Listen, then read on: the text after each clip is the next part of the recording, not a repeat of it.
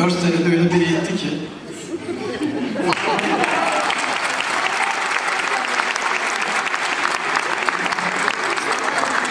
Sadık Bey, Leman kimdi? Leman.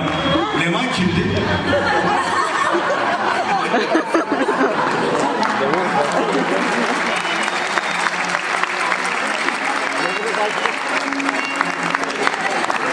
Evet sevgili misafirlerimiz, alkışlarınız için çok teşekkür ediyoruz. Çayyolu Turnalar Türk Halk Müziği Topluluğu'nun konser programının sonuna yaklaşıyoruz efendim.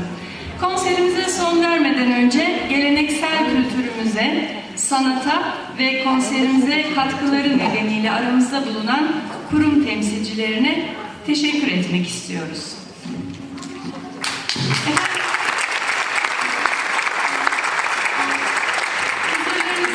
Eryaman Pilates adına Sayın Aynur Özdemir hanımefendiyi sahneye davet ediyorum.